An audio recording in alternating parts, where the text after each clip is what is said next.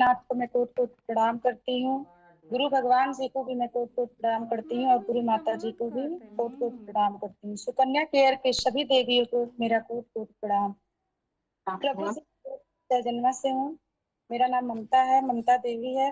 प्रभु जी जब मैं शुरू में जॉइनिंग की थी मतलब ये फर्स्ट डे मेरे वहाँ मीटिंग में रखवाई थी, उसी दिन मैं अपना जॉइनिंग और पॉपअप कर दी। लेकिन मैं अपने हस्बैंड से नहीं बताई थी। मैं कोई चीज़ उनसे छुपा के नहीं करती थी। मैं डरते-डरते 4 दिन बाद मैं उनसे बताई और वो तो फिर अब मैं सोची कहीं डाँटे ना हमको बोले ना डाँटते तो नहीं है फिलहाल।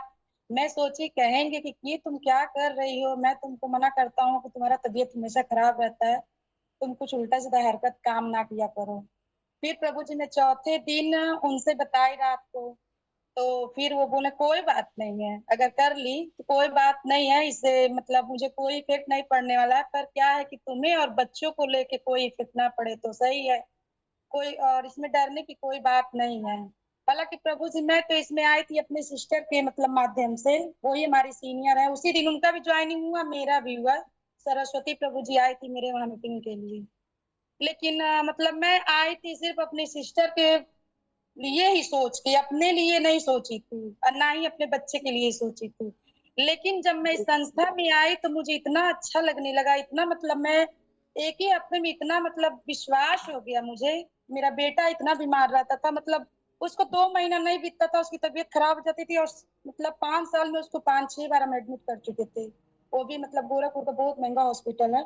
लेकिन जब से उसको मतलब मैं इस संस्था में आई हूँ, आज तक उसको फ़ीवर नहीं चढ़ा। 1 दिन रात में हल्का-फुल्का चढ़ा था, 1-2 दिन बस। तब से उसको दवा की ज़रूरत नहीं पड़ती है और ना ही हमको पड़ती है। और मैं भी प्रभु जी बहुत परेशान रहती थी, अपनी तबीयत को लेके इतना परेशान रहती थी कि मैं क्या बताऊँ। लेकिन 3 महीना हो गया मैं एक भी मेडिसिन्स नहीं खाई, किसी भी दिन।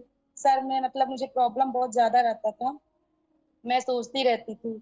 अब इस समय प्रभु से बता रही हूँ ना कि मतलब मेरी 6-7 टीम भी हो गई है और मुझे इतना इसमें इस संस्था में इतना इंटरेस्ट मिलने लगा, भक्ति भाव में मैं इतना वो हो गई, इन्वॉल्व हो गई कि मुझे लगता है कि मेरी सारी दुनिया अब इसी में है ही। कभी मैं सोचती हूँ कि मैं करूँगी, छोड़ो जाने दो नहीं करूँगी।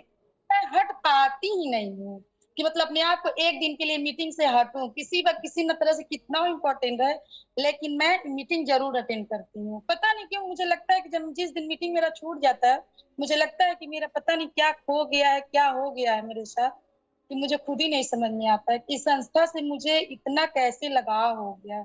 और मतलब देखिए कि मतलब मेरे बच्चे को भी लेके इस समय कॉन्फिडेंस के साथ मैं कह रही हूँ कि मतलब मुझे ऐसा लगता है कि मैं तो शायद इस संस्था में से कभी हट ही नहीं पाऊँगी। चाहे कुछ भी हो जाए, लेकिन मुझे नहीं लगता कि मैं दूर जा पाऊँगी। विश्वास ना कि जितने लोग को मैं किट दी प्रभु जी, मैं 28 किट में 30 35 32 किट में निकाल चुकी हूँ, 2 महीने के अंदर। इतना किट मैं निकाल दी लेकिन जिसको भी दी, उसको भी बहुत ज़्यादा मतलब उस बदलाव हुआ।